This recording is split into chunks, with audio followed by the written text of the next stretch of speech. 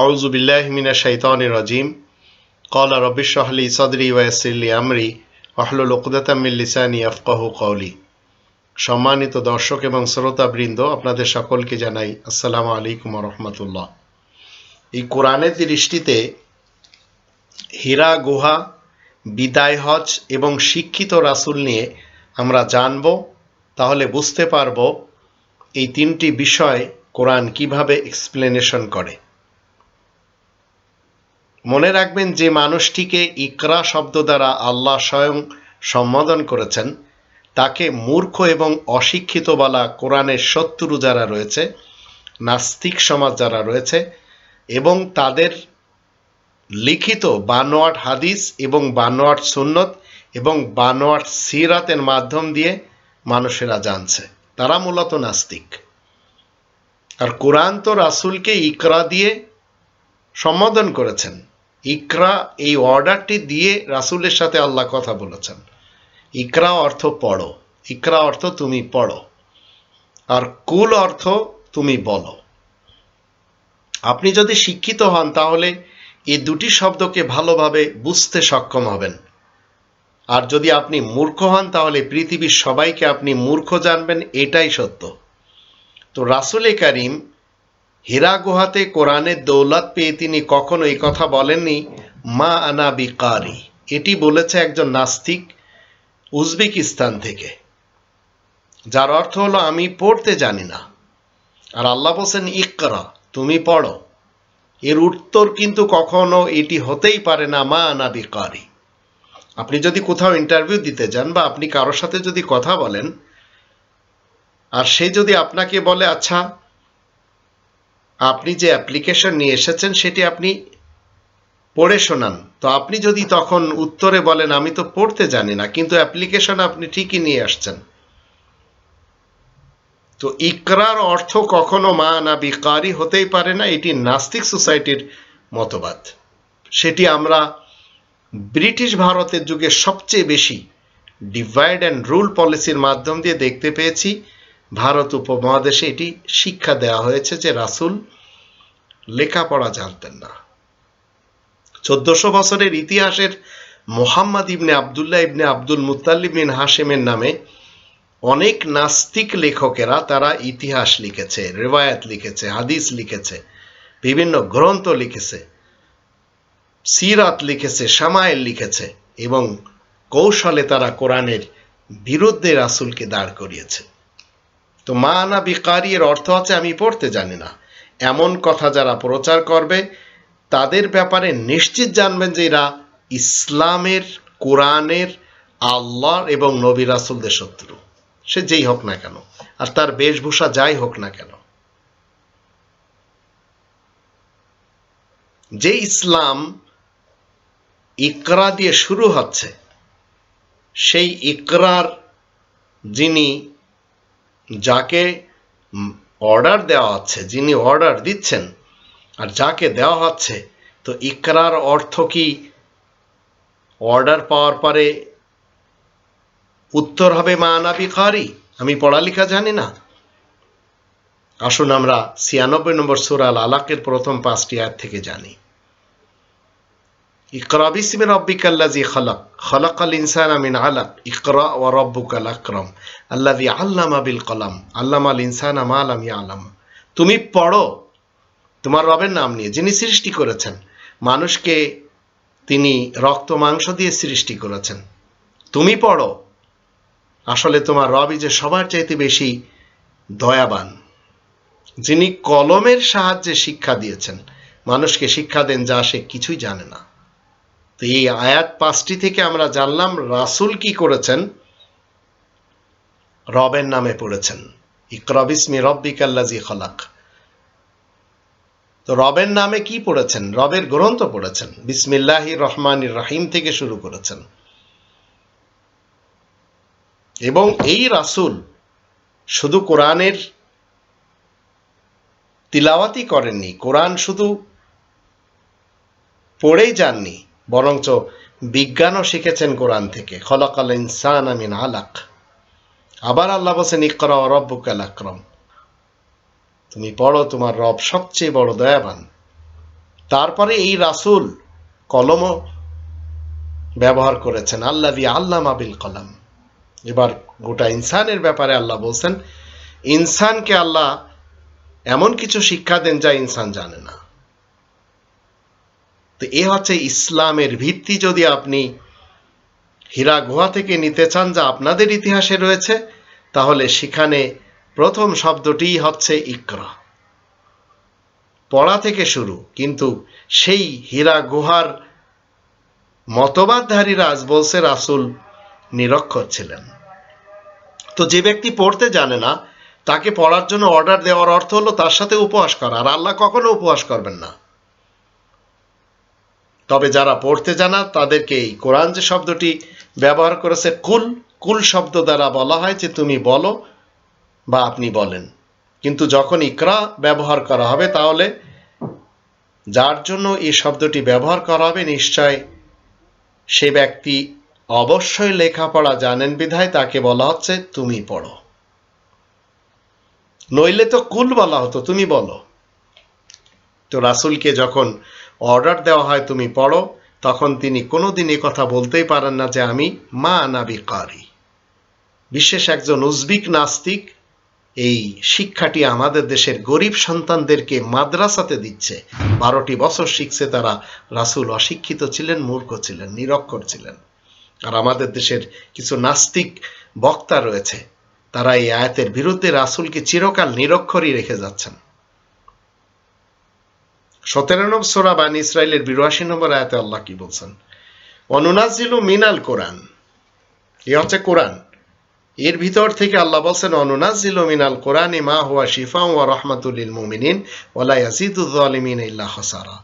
আমি তো কোরআন থেকে সেই জিনিস নাজিল করি যাতে মুমিনদের জন্য আরোগ্য আর রহমত মজুদ রয়েছে, আর জালিমদের জন্য তাতে ক্ষয়ক্ষতি ছাড়া আর কিছুই বৃদ্ধি হয় না। তো জালিম যারা, তারাই আজকে রাসূলকে নিরক্ষর রাখার জন্য ব্যস্ত রয়েছে। তো মিনাল কোরআনের অর্থ কি? কোরআনের মধ্য হতে। এর অর্থ হলো এই কোরআন রাসূলের সামনে অলরেডি মজুদ ছিল। এটি কোনো গাছের ডালে, চামড়ার উপরে, পাথরের উপরে কিংবা কোনো খেজুরের পাতায় লেখা ছিল না। আর এটিও ছিল না যে এর 10 পারা খেয়ে ফেলেছে বকরি, যেটি মুসলমান শিয়াদের মতবাদ। তারা কোরআনকে 40 পারা বলে, আর মুসলমান সুন্নি এবং সালাফেরা কোরআনকে 30 পারা বানিয়েছে। তো মিনাল কোরআন থেকে আপনাকে বুঝতে হবে কোরআন রাসূলের পূর্বেই ছিল।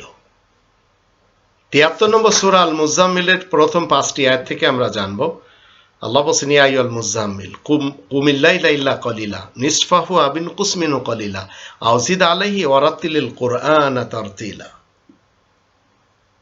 ইন্না সানুলকি আলাইকা কওলান সাকিলা। হে মুজাম্মিল, রাতের বেলা ইবাদতের জন্য দাঁড়াবে, কিন্তু অল্পক্ষণ, তার অর্ধেক কিংবা তার চাইতেও কম কিংবা তার চাইতে কিছু বেশি, আর কুরআন থেমে থেমে তিলাওয়াত করতে থাকবে। তো ওয়ারাত্তিলিল কুরআনা তারতিলা, রাসূল কোরআন তিলাওয়াত করতেন। পড়া তো তিনি জানতেনই এবং কোরআন তিলাওয়াত করতেন। আমি শীঘ্র তোমার কাছে বিশেষ গুরুত্বপূর্ণ ফরমান নাজিল করব। তো রাসূল 27 নম্বর সূরা আন-নামলের 92 নম্বর আয়াতে কি বলছেন? ওয়ানাতলু আল কোরআন, আর আমি তো এই কোরআন তিলাওয়াত করতে থাকি। তো বিশেষ কাপড় পরিধান করেছেন রাসূল। তো বিশেষ কাপড় যখন রাসূল পরেছেন, তাতে বোতামের জায়গায় খেজুরের কাঁটা অথবা 70টি পট্টি লাগানো জামা পরিধান করা কখনো বোঝায় না। কিন্তু নাস্তিক সমাজ তারা বলছে যে রাসূল যে কাপড় পরতেন সেই কাপড়ে এই বোতামের জায়গায় খেজুরের কাঁটা থাকতো। আবার বলছেন রাসূল যে পোশাক পরতেন সেই পোশাকে 70টি পট্টি লাগানো থাকতো। এগুলি সব নাস্তিক ষড়যন্ত্রকারীরা অতীতে করে গেছে, আজও করছে। আর এই নাস্তিকেরাই পূর্ব পাকিস্তানের যুগে যখন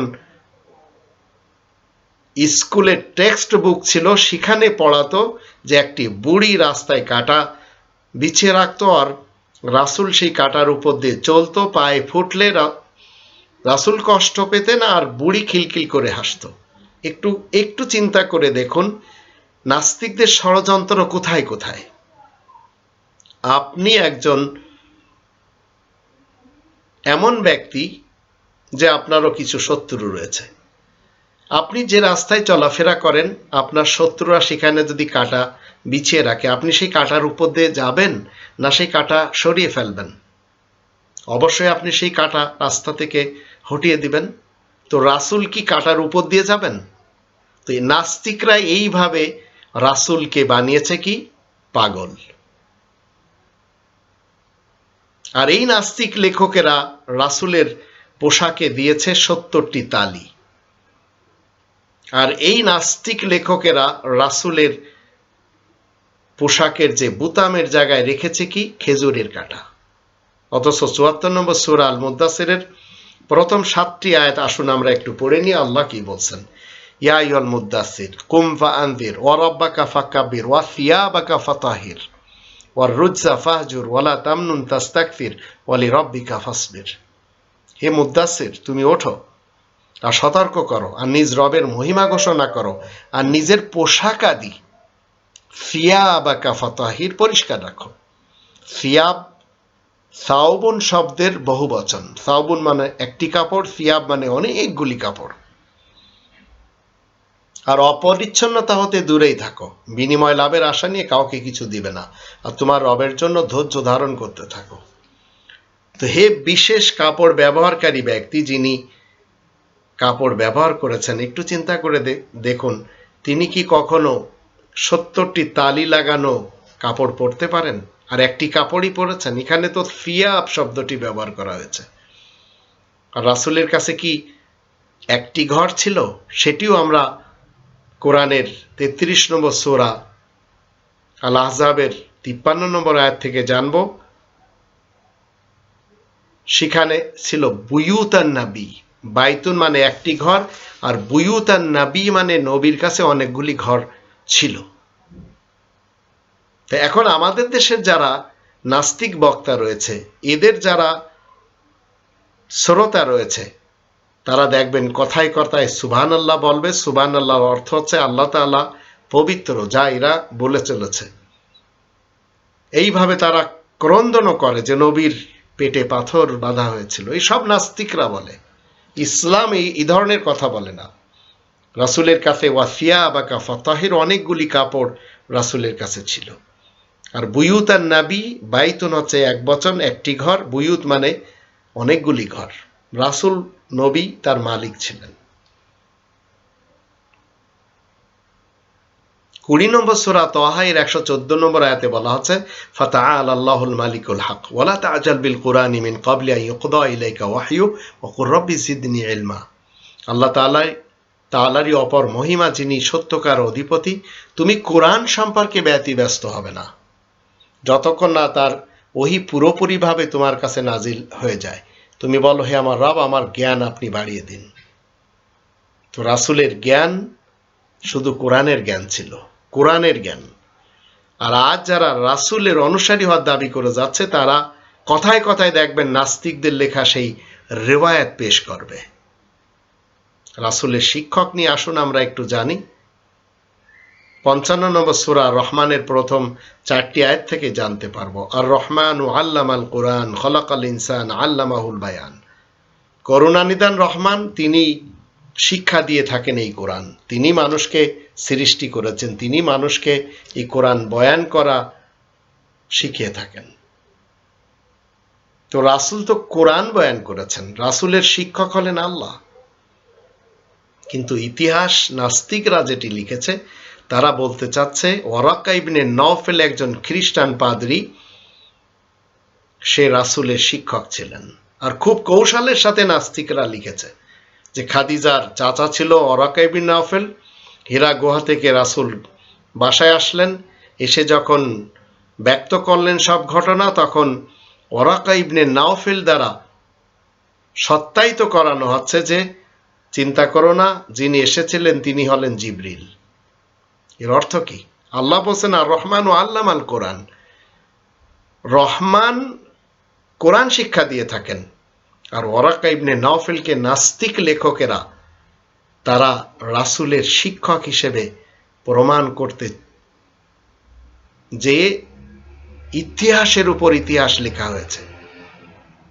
তো রহমানের কাজ হলো যারা জগতে কোরআন পড়া শিখবে তাদের কোরআনের এসেন্স আল্লাহ শিক্ষা দিবেন। তো ইকরা বিসমি রব্বিকাল্লাযী খলাক এর উপরে আপনি আমল করেন, দেখবেন রহমান আপনাকে কোরআনের এসেন্স, কোরআনের নির্যাস শিক্ষা দিবেন। আর কোরআনের নির্যাস যখন আপনি শিখে নেবেন তখন 5 নম্বর সূরা আল মায়েদা 67 নম্বর আয়াত থেকে আপনি জানতে পারবেন একজন জীবিত রাসূল কোরআনের ভিতরে যিনি চিরস্থায়ীভাবে রয়েছেন তার দায়িত্বটা কি। আর আপনি সেই জীবিত রাসূলের যখন অনুসরণ করতে চাইবেন আপনারও দায়িত্ব ঠিক তাই হবে। ইয়া আইয়ুহার রাসূলু বাল্লিগ মা উনজিলা ইলাইকা মির রাব্বিক ওয়া ইল্লাম তাফআল ফামা বাল্লাগতা রিসালাতা আল্লাহু ইয়াসিমুকা মিনান নাস ইন্নাল্লাহা লা ইয়াহদিল কওমাল কাফিরিন।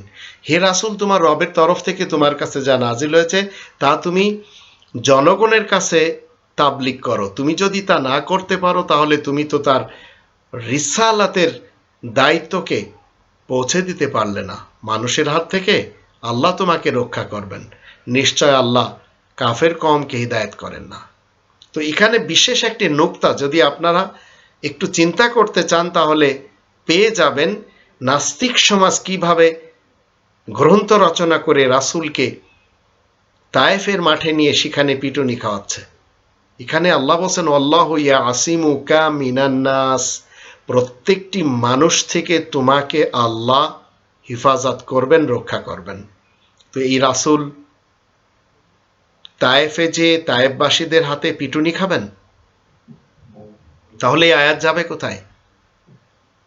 আর এটি আমাদের দেশের বিশ্ব ইজতেমার মাঠে এই কথাগুলি শিক্ষা দেওয়া হয়। আপনি তবলিগে নিসাব যেটি জাকারিয়া সাহেবের লেখা, যেটিকে আজকে ফাজাইলে আমল বলা হচ্ছে, ফাজাইলে আমলের প্রথম 9 নম্বর পৃষ্ঠাতে পড়ে দেখুন, সেখানে দেখবেন এই আয়াতের বিরুদ্ধে লেখা রাসূলকে নিয়ে যাওয়া হয়েছে কোথায়? তায়েফের মাঠে, সেখানে রক্তাক্ত করা হয়েছে। অথচ আল্লাহ সাক্ষী দিচ্ছেন আল্লাহু ইয়াসিমুকা মিনান নাস, মানুষের হাত থেকে আল্লাহ তোমাকে রক্ষা করবেন। তো ইয়া আইয়ুহার রাসূল, হে রাসূল, তো আজ যদি আপনি এই রাসূলের ক্যারেক্টারকে ফলো করতে চান তাহলে আপনাকে জানতে হবে যে শুধু এই কোরআন ছাড়া আপনি কোনো গ্রন্থে তাবলীগ করতে পারবেন না। যদি আপনি রবের ইসলামী রাজ্যে, রবের ইসলামী কিংডমে যদি মুসলিম এবং মুমিন হন তাহলে। কিন্তু নাস্তিক লেখকেরা এই কোরআনের বিরুদ্ধে কিভাবে গ্রন্থ রচনা করে আজ সেগুলি দেখেন পুরা বিশ্বে তাবলীগ করা হচ্ছে। আপনাকে তাদের সাথে যদি জিহাদ করতে হয়, তাদের সাথে যদি সংগ্রাম করতে হয়, তাদেরকে যদি বোঝাতে হয়, তো হাতে তলোয়ার নিয়ে নয়। 25 নম্বর সূরা আল ফুরকান এর 52 নম্বর আয়াতের দৃষ্টিতে আল্লাহ বলেন ফালা তুতিইল কাফিরিন ওয়াজাহিদুম বিহি জিহাদান কাবীরা। সুতরাং তুমি কাফেরদের মোটেই অনুসরণ করবে না, বরং ওদের সাথে তুমি আয়াতের মাধ্যম দিয়ে, এই কোরআনের মাধ্যম দিয়ে জোরদার লড়াই চালিয়ে যাবে, সবচেয়ে বড় সংগ্রাম করবে, সবচেয়ে বড় জিহাদ করবে। আর এই জিহাদ নিয়ে ভারতে কত কিছু না হচ্ছে, আর আমেরিকা এই জিহাদকে যুদ্ধ বানিয়েছে, কারণ মিডিয়া তাদের কাছে। আর ভারতে যদি কোনো মেয়ে ইসলাম কবুল করে কোনো মুসলিম ছেলের সাথে বিয়ে করতে চায়, সেটি কিছু কিছু প্রদেশে বয়কট করে দেওয়া হয়েছে, আর নাম দেওয়া হয়েছে লভ জিহাদ। তো জিহাদের বিরুদ্ধে মানুষেরা এইভাবে একত্রিত হচ্ছে, আর জিহাদকে তারা বলছে এটি যুদ্ধ। অথচ আল্লাহ বলছেন আয়াত গোপনকারী কাফেরদের ইতাআত করা যাবে না, অনুসরণ করা যাবে না, তাদের সাথে কোরআনের আয়াতের মাধ্যম দিয়ে, দলিল প্রমাণের মাধ্যম দিয়ে সবচেয়ে বড় জিহাদ করতে হবে। জিহাদ মানে সাধনা, সংগ্রাম, চেষ্টা। 9 নম্বর সূরা আত-তাওবা এর 113 নম্বর আয়াতে আল্লাহ বলছেন, মা কানা লিন-নাবী ওয়াল্লাযিনা আমানু আইয়াস্তাগফিরু লিল মুশরিকিন ওয়ালাউ কানু উলি কুরবা মিন বাদি মা তাবায়্যানা লাহুম আন্নাহুম আসহাবুল জাহিম। নবী আর যারা ঈমান এনেছে তাদের পক্ষে মোটেই সঙ্গত নয় যে তারা অংশীবাদী মুশরিকদের জন্য মাগফিরাত কামনা করবে, হোক না তাদের ঘনিষ্ঠতর আত্মীয়। তাও আবার তাদের জন্য প্রকাশ হয়েছে যে তারা আসহাবুল জাহিম, জাহান্নামের সাহাবী। তো জাহান্নামের বাসিন্দা যারা, তাদের জন্য নবী, রাসূল এবং তাদের অনুসারী যারা রয়েছে কোনোদিন ইস্তেগফার করবে না। এখন আবু তালেব বলেন, আবু জেহেল বলেন, উতবা বলেন, সাইবা বলেন, ওলিদ বলেন, ইবনে মুগিরা বলেন, ইবনে সালুল বলেন, এ ধরনের যতগুলো মুশরিকদের ব্যাপারে ইতিহাস লেখকেরা লিখেছে যে এরা রাসূলের নিকটস্থ লোক ছিল, সুতরাং এদের কারোর জন্য রাসূল বা তার সাহাবা কখনো যদি ইস্তেগফার করতে চায় করতে পারবে না, নিষেধ। এমনকি কোনোভাবে একজন কোরআনের হাফেজ 10 জন জাহান্নামীদেরকে জান্নাতে নিয়ে যাবে এমন মতবাদও রাসূল কখনো বলতেই পারেন না। যদি রাসূল কথা বলে থাকেন যে একজন কোরআনের হাফেজ 10 জন জাহান্নামীদেরকে জান্নাতে নিয়ে যাবে, তাহলে এই কোরআন তো মিথ্যা হয়ে যাবে, আর এটি তো নাস্তিক লেখকদের লেখা, কিন্তু কোরআন তো আল্লাহ তাআলার। তো নাস্তিক লেখকেরা কি লিখেছে, আপনার সন্তানকে আপনি হাফেজ বানাবেন, পরকালে আপনি নূরের তাজ পরবেন এবং আপনার ফ্যামিলির 10 জনকে সে জান্নাতে নিয়ে যাবে।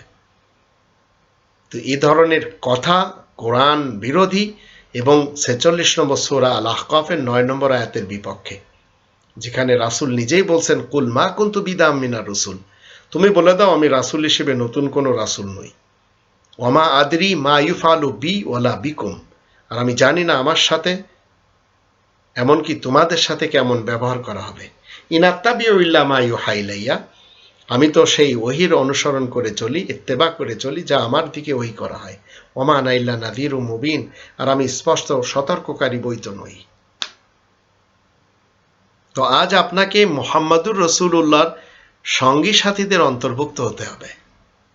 তা যদি না হতে পারেন, তাহলে যত নাস্তিক লেখকেরা বিভিন্ন ধরনের লেখা লিখে গেছেন সেগুলি যদি আপনি মেনে সেই 1400 বছর পূর্বের মুহাম্মদ ইবনে আবদুল্লাহ ইবনে আব্দুল মুত্তালিব বিন হাশেমের নামে যে সমস্ত নাস্তিকেরা লিখেছে সেগুলি মেনে মনে করেন যে আপনি মুসলিমদের অন্তর্ভুক্ত, তো অন্তত মুসলিমদের অন্তর্ভুক্ত আপনি হতে পারবেন না। মুহাম্মাদুর রাসূলুল্লাহর সঙ্গী সাথী হতে গেলে আল্লাহ বলছেন 48 নম্বর সূরা আল ফাতহ এর 29 নম্বর আয়াতে, মুহাম্মাদুর রাসূলুল্লাহ ওয়াল্লাযীনা মাআহু আশিদ্দাউ আলাল কুফফারি রুহামাউ বাইনাহুম তারাহুম রুকআন সুজদান ইয়াবতাগুনা ফাদলাম মিনাল্লাহি ওয়া রিদওয়ানা সীমাহুম ফি উজুহিহিম মিন আসারিস সুজুদ যালিকা মাসালুহুম ফিত তাওরাত ওয়া মাসালুহুম ফিল ইনজিল কাযারইন আখরাজা শাতআহু ফাআযারাহু ফাস্তাগলাযা ফাস্তাওয়া আলা সুকিহি ইউজিবু যুররা লিয়াগীযা বিহিমুল কুফফার ওয়া'দাল্লাহু আল্লাযীনা আমানু ওয়া আমিলুস সালিহাত মিনহুম মাগফিরাতান ওয়া আজরান আযীমা। সাহাবাদের নিয়ে তো শিয়া মুসলমানদের কথা হলো যে আবু যার গিফারি, সালমানে ফার্সি, আলী ইবনে আবি তালেব, এই কয়েকজন বাদে বাকি সবাই মুরতাদ ছিল। আর সুন্নি এবং সালাফি মুসলমানদের মতবাদ ভিন্ন। এমনকি ইতিহাস লেখকেরা যারা নাস্তিক তারা লিখে গেছে সাহাবাদের অনেকেই মুরতাদ হয়ে গিয়েছিল। কিন্তু এখানে মুহাম্মাদুর রাসূলুল্লাহর চিরকালীন যারা সাহাবী তাদের পরিচয় আল্লাহ বলছেন মুহাম্মদ আল্লাহ তাআলা রাসূল, আর যারা মুহাম্মাদের সাথে মুহাম্মদ রাসূলের সাথে যারা রয়েছে তারা আয়াত গোপনকারী কাফেরদের মোকাবেলায় খুবই তৎপর আর নিজেদের মধ্যে খুবই রহমদিল। এ হচ্ছে মুহাম্মাদুর রাসূলুল্লাহর সঙ্গী সাথীদের পরিচয়। এখন আপনি যদি বলেন যে নাস্তিকরা লিখে গেছে ইতিহাস, জঙ্গে জামাল, জঙ্গে সিফিন, আবার কারবালা যুদ্ধ আর এই সমস্ত যা রয়েছে এগুলি সব আমরা দেখতে পাচ্ছি সাহাবারা দুই পক্ষে ছিল, তারাই মারামারি, কাটাকাটি, রক্তপাত, খুনাখুনি করেছে, তো এগুলি আপনারা মানতে পারেন না। আমরা রবের ইসলামী কিংডমে যারা মুসলিম রয়েছি কোরআন বিরোধী নাস্তিকদের কোনো ইতিহাস মানতেই পারি না। কারণ রাসূলের সাহাবী যারা, তাদের ক্রাইটেরিয়নটা কি? রোহামা ও বাইনাহুম, নিজেদের মধ্যে রহমদিল। তাদেরকে দেখবে কখনো তারা রুকু করছে, আবার কখনো তারা সেজদা করছে, আর তারা আল্লাহ তাআলা সাহায্য সামগ্রী এবং সন্তুষ্টি লাভের জন্য সচেষ্ট রয়েছে। তাদের পরিচয় পাওয়া যায় চেহারার সাজদার চিহ্নের মারফতে, তাদের এই গুণাবলী বিশেষ আইনে যা আমরা পড়লাম এবং বিশেষ সুসংবাদে রয়েছে। এটি আল ইনজিল এবং আত-তাওরাত। ঠিক যেমন ফসল বীজ অঙ্কুর বের করে, তারপর সেটাকে শক্তিশালী করে, তারপর সেটা সোজাভাবে দাঁড়ায়, যা দেখে কৃষকদের মনে আনন্দ হয়। আল্লাহ ওয়াদা করেছেন তাদের সাথে, যারা তাদের মধ্যে ঈমান আনবে আর নেক কাজ করবে, তাদের জন্য ক্ষমা এবং বিরাট পারিশ্রমিক রয়েছে। তো এই আয়াত থেকে আমরা জানতে পারছি যারা মুহাম্মদুর রাসূলুল্লাহর চিরকালীন সাহাবী হবে, তাদের পরকালে কোনো সমস্যা নেই। তো আজ আপনি মুহাম্মদুর রাসূলুল্লাহর সাহাবীদের অন্তর্ভুক্ত হন, আপনার জন্য তো নিষেধাজ্ঞা নেই। কিন্তু নাস্তিক সমাজ বলে যাচ্ছে, যারা তাকে স্বচক্ষে দেখেছে, যারা তার সাথে সাহচর্য লাভ করেছে, যার সাথে চলাফেরা করেছে, এই ধরনের ডেফিনেশন কোরআন দিচ্ছে না। কোরআন জেনারেল ভাবে বলছে মুহাম্মদ আল্লাহ তাআলার রাসূল, যারা তার সঙ্গী সাথী, তারা হচ্ছে রোহামা ও বাইনাহুম। আল্লাহ তাআলার বিধানকে আপনি যদি মনে করেন যে এটি ধাক্কা দিয়ে দূরে সরিয়ে দিবেন, তো আপনি দিতে পারেন, আমরা মুসলিমরা পারবো না। 9 নম্বর সূরা তাওবার 101 নম্বর আয়াতে বলা আছে, ওয়ামিম্মান হাওলাকুম মিনাল আরাবি মুনাফিকুন ওয়া মিন আহলিল মাদিনা মারাদু আলান নিফাক লা তা'লামুহুম নাহনু না'লামুহুম সানু'আযিবুহুম মাররাতাইন সুম্মা ইরাদ্দুনা ইলা আযাবিন আযীম। তোমাদের আশেপাশে যারা রয়েছে, তাদের মধ্যে কিছু গেয় লোক, কিছু আরব রয়েছে, নেতা নেত্রী কর্মী রয়েছে, তারা হচ্ছে মুনাফিক, দুমুখ। আর মদিনার বাসিন্দাদের মধ্যেও কিছু লোক তেমনই রয়েছে, তারা মুনাফিকির চরমে পৌঁছে গেছে। তুমি তাদেরকে মোটেই চেনো না, আমি তাদেরকে জানি। শীঘ্রই আমি তাদেরকে দ্বিগুণ শাস্তি দিব, তারপরে তাদেরকে বিরাট সাজার দিকে ঠেলে দেওয়া হবে। তো রাসূলের চারিপাশেই মুনাফিক নেতা নেত্রী আরবদের মধ্য থেকে, এমনকি মদিনার অধিবাসীদের মধ্য থেকে অতীতেও ছিল, আজও রয়েছে। তাই তাদের ব্যাপারে রাসূলকে আল্লাহ কি বলছেন? লা তা'লামুহুম, তুমি তো তাদেরকে জানো না। কারণ রাসূল গায়েব জানতেন না, আল্লাহ বলছেন আমি জানি। নাহনু না'লামুহুম, আমি অবশ্যই তাদেরকে জানি। তো এখন রাসূলকে যারা গায়েব জানার ব্যাপারে মতবাদ রাখেন, আমাদের দেশে চট্টগ্রাম বিভাগেই সবচেয়ে বেশি লোক দেখা যায় যারা রাসূলকে বলেন তিনি ইলমে গায়েব জানতেন। আবার আরেক শ্রেণীর লোক আমাদের দেশে রয়েছে, তারা বলছেন যে রাসূল নূরের তৈরি। তো এখান থেকে আমরা জানলাম রাসূল গায়েব জানতেন না। আর 18 নম্বর সূরা আল কাহাফের সর্বশেষ আয়াতটির শুরুতে বলা হচ্ছে, 110 নম্বর আয়াতের শুরুতে, কুলিন্নামা আনা বাশারুম মিথলুকুম, তুমি বলে দাও নিশ্চয় আমি তোমাদের মতো একজন বাশার, তোমাদের মতো একজন মানুষ। ইউহা ইলাইয়া, তবে তোমাদের আর আমার মাঝে পার্থক্য হলো আমার দিকে ওহী করা হয়। 9 নম্বর সূরা আত-তাওবার 20, 21, 22 আয়াতগুলিতে আল্লাহ বলেন, আল্লাযীনা আমানু ওয়া হাজারু ওয়া জাহাদু ফি সাবিলিল্লাহ বিআমওয়ালিহিম ওয়া আনফুসিহিম আ'যামু দারাজাতান ইনদাল্লাহ ওয়া উলাইকুমুল ফাইজুন ইউবাশশিরুহুম রাব্বুহুম বিরাহমাতিন মিনহু ওয়া রিদওয়ানিন ওয়া জান্নাতিন লাহুম ফিহা নাঈমুম মুকিম খালিদিনা ফিহা আবাদা ইন্নাল্লাহা ইনদাহু আজরুন আযীম। যারা ঈমান আনবে, হিজরত করবে, নিজেদের জান মাল দিয়ে আল্লাহ তাআলার কোরআনের জন্য, আল্লাহ তাআলার দিকে, তাদের জন্য বিপুল কামিয়াবি রয়েছে।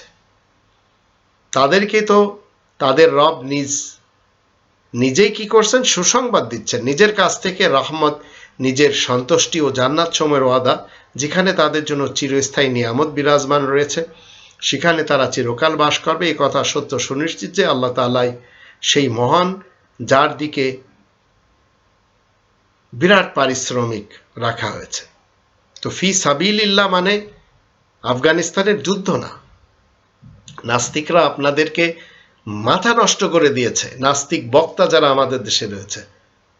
ফি সাবিলিল্লাহ মানে তারা মনে করছে যে ফিলিস্তিনের যুদ্ধে অংশগ্রহণ করতে হবে, আফগানিস্তানের যুদ্ধে, ইরাকের যুদ্ধে। এইভাবে তারা নিজেদের শ্রোতাদেরকে শেখাচ্ছে। আর হাজারু যারা হিজরত করবে, জাহাদু যারা চেষ্টা সাধনা করবে।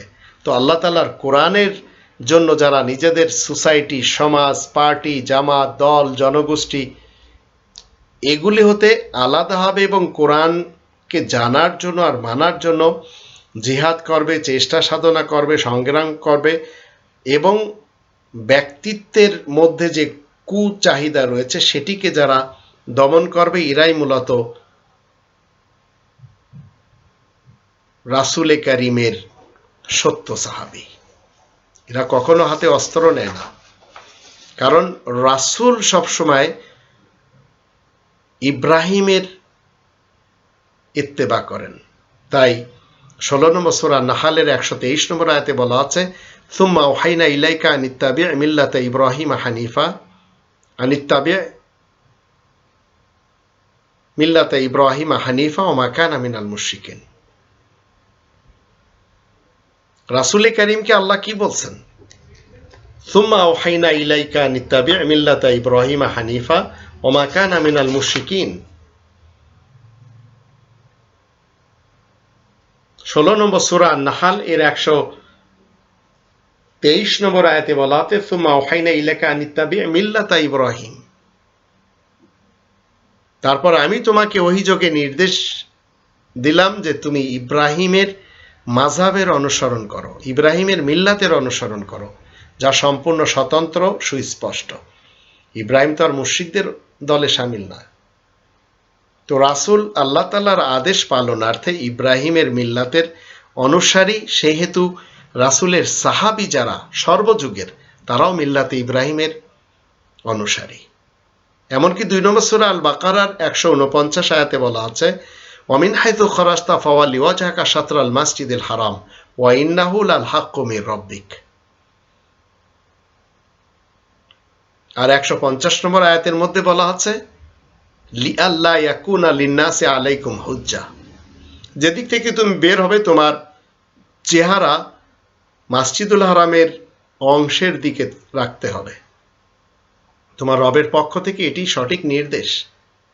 আর 150-এর মধ্যে বলা আছে, যেন মানুষের সাথে তোমাদের তর্কের কোনো অবকাশ না থাকে। আর 2 নম্বর সূরা আল বাকারার 125 নম্বর আয়াতে আল্লাহ বলেন, ওয়াইদ জাআলনাল বাইতা মাসাবাতাল লিন্নাসি ওয়া আমনা ওয়াত্তাখিযু মিন মাকামি ইব্রাহিমা মুসাল্লা ওয়া আহিদনা ইলা ইব্রাহিমা ওয়া ইসমাঈলা আন তাহিরা বাইতিয়া লিত-তায়িফিনা ওয়াল আকিফিনা ওয়া রুকআইস সুজুদ। আর যখন আমি বিশেষ ঘরকে প্রত্যেকটি মানুষের জন্য ইবাদতের জায়গা ও শান্তিপূর্ণ স্থানরূপে নির্বাচন করি, তাই তোমরা সবাই ইব্রাহিমের দাঁড়ানোর স্থান থেকে কায়েমকৃত নামাজকে নিয়ে নেবে। আর আমি ইব্রাহিম এবং ইসমাইলকে আদেশ দিই যেন তারা আমার ঘরখানাকে তওয়াফকারী, ইতিকাফকারী, রুকু সিজদাকারীদের জন্য পবিত্র রাখে। তো মিল্লাতে ইব্রাহিমের অনুসারী হয়ে যদি আপনি জীবন কাটান, তাহলে আপনার নামাজের জন্য অন্তত চিন্তা করতে হবে না। আপনাকে শাফি মাসলাকের, হানাফি মাসলাকের, আপনাকে হিজবুত তাওহীদের বানানো নিয়ম নীতিতে মালিকি মাযহাবের, হাম্বলি মাযহাবের নামাজ পড়তে হবে না। এমনকি শিয়া মুসলমানদেরও যে সিস্টেম রয়েছে সেই সিস্টেমে নামাজ পড়তে হবে না। আপনি মুসলিম হলে, রাসূলে কারীমের মুহাম্মাদুর রাসূলুল্লাহর সাহাবী হলে, তার সঙ্গী সাথীদের অন্তর্ভুক্ত হলে আপনাকে একটি নিয়মে নামাজ কায়েম করতে হবে, সেটি হচ্ছে ইব্রাহিমের ইমামতির স্থান থেকে মসজিদুল হারামে যখন যত রাকাত যে ভঙ্গিতে যেভাবে পড়ানো হচ্ছে সেইভাবে আপনাকে পড়তে হবে। কারণ রাসূলে কারীমকে আল্লাহ কি করলেন, তার সাহাবীদের সাথে মসজিদুল হারামে প্রবেশ করালেন 48 নম্বর সূরা আল ফাতহ 27 এবং 28 আয়াত দুটিতে। লাকাদ সাদাকাল্লাহু রাসূলাহু রুইয়া বিল হক লা তাদখুলুনাল মাসজিদাল হারাম ইনশাআল্লাহু আমিনিন মুহাল্লিকিনা রুউসাকুম ওয়া মুকাসসিরিনা লা তাখাফুন ফাআলিমা মা লাম তা'লামু ফাজআলা মিন দুনি যালিকা ফাতহান করিবা ওয়াল্লাযী আরসালা রাসূলাহু বিল হুদা ওয়া দীনিল হক লিইয়ুযহিরাহু আলা দীনি কুল্লি ওয়া কাফা বিল্লাহি শাহীদা। নিশ্চয় আল্লাহ তাআলার সিস্টেম মতে তিনি তার রাসূলের স্বপ্নকে সত্য বলে প্রমাণিত করলেন। তোমরা অবশ্যই সম্মানিত মসজিদে প্রবেশ করবে পূর্ণ শান্তির সাথে ইনশাআল্লাহ। আল্লাহ তাআলার ইচ্ছায়, তাও পূর্ণ শান্তির সাথে, নিরাপত্তার সাথে, এবং নিজেদের মাথা মুন্ডন করাবে আর কসরের নামাজ পড়বে।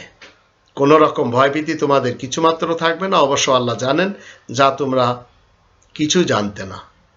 তারপর তিনি এছাড়া হাতে নাতে একটি সাফল্য দান করেন। তিনি তো সেই মহান যিনি তার রাসূলকে পথ নির্দেশ, সত্য পথ নির্দেশ এবং সঠিক জীবন ব্যবস্থা নিয়ে পাঠিয়েছেন, যেন তিনি সেই জীবন ব্যবস্থা সকল ধর্মের জীবন ব্যবস্থার মোকাবেলায় প্রাধান্য এবং উৎকৃষ্ট বলে প্রমাণ করতে পারেন।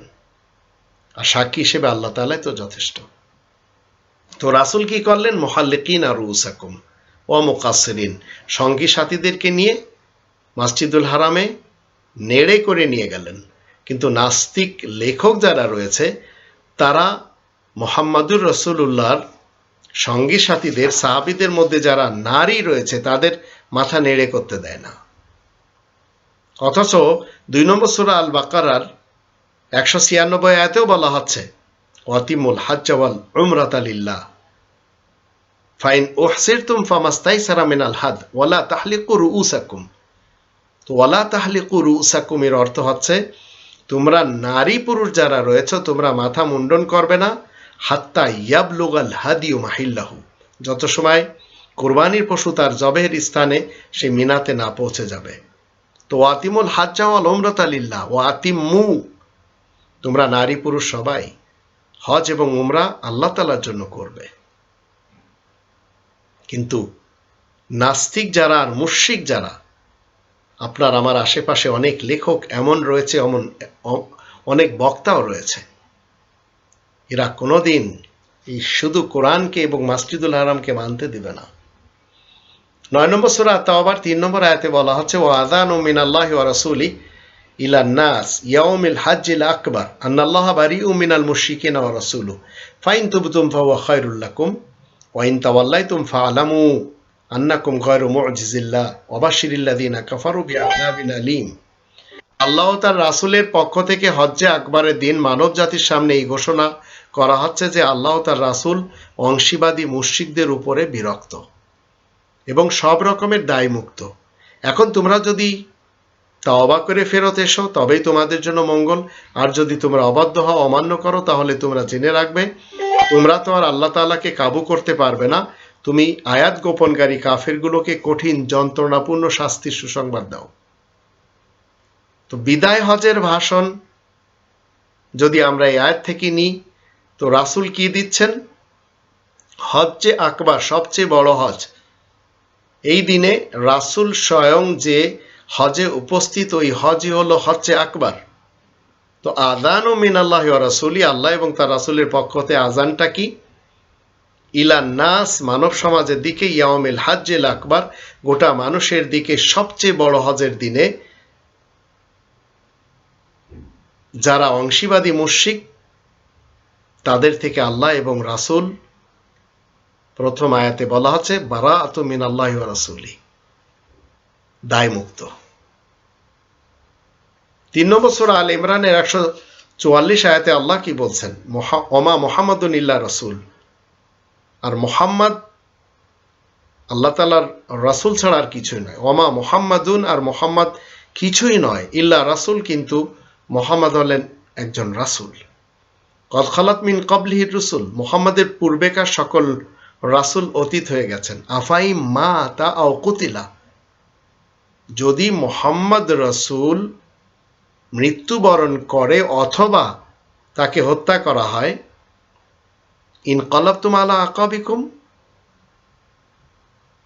তাহলে তোমরা কি ফিরে যাবে? ওমাইয়ান কলিবা আলা আকিবাইহি ফালা ইয়াদুরুল্লাহ শাইআ ওয়া সায়াজজিল্লাহু শাকিরিন। যদি কেউ ফিরে যায় তাতে আল্লাহ তাআলার কোনো ক্ষতি হবে না, যারা কৃতজ্ঞ আল্লাহ তাদেরকে শিগগিরই পুরস্কার দিবেন। তো আপনি যদি মনে করেন যে মুহাম্মদুর রাসূলুল্লাহর যে কওলের সাথে ক্যারেক্টারগুলি কোরআনে জীবিত রয়েছে সেটি বাদ দিয়ে আপনি 1400 বছরের ইতিহাসের নাস্তিকদের পক্ষ থেকে যত গ্রন্থ রচনা করা হয়েছে সেই দিকে ফেরত যাবেন, তাহলে আপনাকে জানতে হবে আপনি আল্লাহকে কোনো ক্ষতি করতে পারবেন না। আর মুহাম্মদুর রাসূলুল্লাহ সব সময় এই কোরআনের আয়াতের সাথে এই কোরআনের ভিতরে বিদ্যমান রয়েছেন। এটি আমরা 69 নম্বর সূরা আল হাক্কা এর 40 নম্বর আয়াত থেকে জানব। ইন্নাহু লাকাউলু রাসূলিন কারীম, নিশ্চয় এই কোরআন সম্মানিত রাসূলের মুখের বাণী। তো মুহাম্মদ আল্লাহ তাআলার রাসূল, তার পূর্বেকার সকল রাসূলগণ অতীত হয়ে গেছেন, সব আমরা এই কোরআনে পাবো, সব এর ভিতরেই অতীত হওয়া। এখন আপনি যদি মনে করেন মুহাম্মদ রসুলের সাহাবী হবেন, সঙ্গী হবেন, সাথী হবেন, তো রোহামা ও বাইনাহুম, নিজেদের মধ্যে রহমদিল হতে হবে।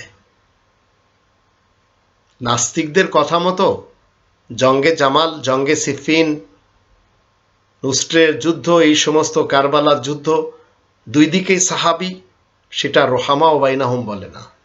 তাই নাস্তিকদের লেখা আমরা মানতে পারি না। আর এটি হচ্ছে খাতামান নাবিয়িনের সিলমোহর।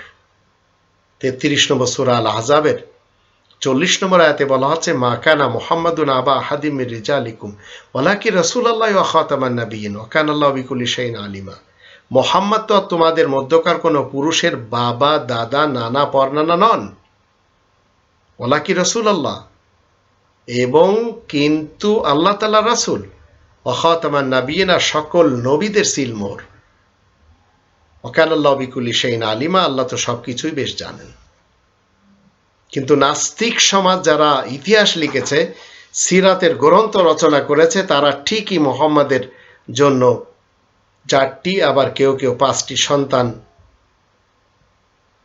তারা লিখে গেছে। এমনকি তার চরিত্রের উপরে এমন কিছু দোষ লিখেছে যেগুলি পড়লে আপনি বুঝবেন যে নাস্তিকরা এই কোরআনের বিপক্ষে কেমন ধরনের ষড়যন্ত্র করেছে। আজকের যুগে আপনি আর রহিকুল মাখতুম, খাদিজা আক্তার রেজাই লন্ডন থেকে এটা প্রিন্ট করেছেন আল কোরআন একাডেমির মাধ্যম দিয়ে, নাম আল কোরআন একাডেমি। সেখান থেকে আর রহিকুল মাখতুম গ্রন্থটি বাংলায় প্রচার প্রসার করা হচ্ছে। তার ভিতরে লেখা 6 বছরের আয়েশার সাথে একজন 40 বছরের ব্যক্তির বিবাহ, এটি কখনো সম্ভব? আবার মারিয়া কিবতিয়া নামক একটি নারীর সাথে বিয়ে ছাড়া রাসূলের সংসার হয়েছে, 2টি সন্তানও জন্ম দেওয়া হয়েছে, সম্ভব? এগুলি আল কোরআন একাডেমি লন্ডন, সেখান থেকে প্রচার প্রসার করা হয়। আল্লাহ বলেন, মা কানা মুহাম্মাদুন আবা আহাদিম মির রিজালিকুম, তোমাদের পুরুষদের কারোর বাবা, দাদা, নানা, পরনানা নন। তো এখন আপনি যদি ইতিহাস পড়েন, সেই নাস্তিকদের লেখা, সেখানে বলা হচ্ছে কাসিম, তাহের, তৈয়ব, আব্দুল্লাহ, এই 4টি তার জন্য পুরুষ সন্তান বানিয়ে দেওয়া হয়েছে। আর কোরআনের আয়াতের সাথে পাঙ্গা নেওয়াই হয়ে গেছে 1400 বছর পূর্ব থেকে। তো আফাইম মা তা কুতিলান কলাবতুম আলা আকাবিকুম, পিছনে ফেরত যাবেন আপনি? অথচ রাসূল নিজের মুখের বাণীর সাথে এই কোরআনের ভিতরে বিদ্যমান। তো আপনাকে আমাকে ঘোষণা করতে হবে, যদি আমি মুসলিম হতে চাই, 2 নম্বর সূরা আল বাকারার 136 নম্বর আয়াত মতে। আর যদি মনে করেন যে এই 136 আয়াত মতে আপনার ঘোষণা নাস্তিকদের বানানো কলেমার মাধ্যম দিয়ে, তাহলে আপনি অন্তত হিদায়াতের উপরে আসতে পারেননি। এখানে বলা হচ্ছে কুলু আমান্না বিল্লাহ ওমা উনজিলা ইলাইনা ওমা উনজিলা ইলা ইব্রাহিম ওয়া ইসমাঈল ওয়া ইসহাক ওয়া ইয়াকুব ওয়াল আসবাত ওমা উতিয়া মূসা ওয়া ঈসা ওমা উতিয়া নাবিয়্যুনা মির রাব্বিহিম লা নুফারিকু বাইনা আহাদ্দিন মিনহুম ওয়া নাহনু লাহু মুসলিমুন। তোমরা ঘোষণা করে দাও, আমরা আল্লাহ তাআলার উপর ঈমান এনেছি, আমাদের কাছে যা নাজিল হয়েছে তার উপরে আমরা আস্থাবান। ইব্রাহিম এবং ইসমাইল আর ইসহাক এবং ইয়াকুব আর তার সন্তানদের কাছে যা নাজিল হয়েছে, মূসা এবং ঈসাকে যা কিছু দেওয়া হয়েছে, আর সকল নবীগণ তাদের রবের পক্ষ থেকে যা কিছু তাদেরকে দেওয়া হয়েছে তার উপরে ঈমান এনেছি। তাদের মধ্যে কারোর ব্যাপারে আমরা কোনো রকম পার্থক্য করতে পারবো না, আমরা তো একমাত্র আল্লাহ তাআলার অনুগত মুসলিম। এ হচ্ছে ইসলামে আসার জন্য, মুহাম্মাদুর রাসূলুল্লাহর সাহাবী হওয়ার জন্য কলেমা। এরপরে আল্লাহ বলছেন 137 আয়াতে ফাইনা আমানু বিমিসলি মা আমানতুম বিহি ফাকাদ ইহতাদাও ওয়া ইন তাওয়াল্লাউ ফাইন্নামা হুম ফি শিকাক ফাসায়াকফিকাহুমুল্লাহ ওয়া হুয়াস সামিউল আলিম। তাই মানুষেরা যদি তোমাদের মতো ঈমান আনে তাহলে তারাও সরল সত্য পথ পাবে, আর যদি মুখ ফিরে নেয় তবে ওরা জেদের উপরেই রয়েছে।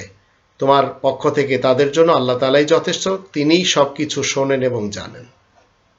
এখন আপনি যদি মুসলমান সুন্নি হন, মুসলমান সালাফি হন, তাহলে আপনার কলেমা ভিন্ন, কারণ আপনার আসলাফ এবং আকাবিররা কি করে গেছে, বানিয়ে দিয়ে গেছে। আপনি যদি কাদিয়ানি হন, আপনার কলেমা ভিন্ন। আপনি যদি শিয়া মুসলমান হন, আপনার কলেমা ভিন্ন। এভাবে আমরা দেখতেই পাচ্ছি। আবার ফিরআউন, দেশপ্রধান ফিরআউন যখন মৃত্যুবরণ করছে, তখন সে আবার এই বানি ইসরায়েলদের কলেমা পড়ে মরছে। তো এখন আপনি যদি এই কোরআন ছেড়ে নাস্তিকদের লেখা হাদিসের গ্রন্থ বলেন, ফিকার গ্রন্থ বলেন, উসুলের গ্রন্থ বলেন, ফয়জানের গ্রন্থ বলেন, ফাজাইলের গ্রন্থ বলেন, সিরাতের গ্রন্থ বলেন, শামাইলের গ্রন্থ বলেন, শানে নজুলের গ্রন্থ বলেন, তাফসিরের গ্রন্থ বলেন, এগুলির পিছনে যদি যান, তাহলে রাসূল আপনার বিরুদ্ধে কি বলছেন আসুন এই কোরআনের 25 নম্বর সূরা আল ফুরকানের 30 নম্বর আয়াত থেকে জেনে নিই।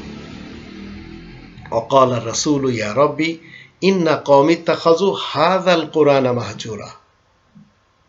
রাসূল আরজ করবে, হে আমার রব, বিনা সন্দেহে আমার কওম এই কোরআনকে ছেড়ে দিয়েছিল। কেমন ভাবে ছেড়ে দিয়েছিল?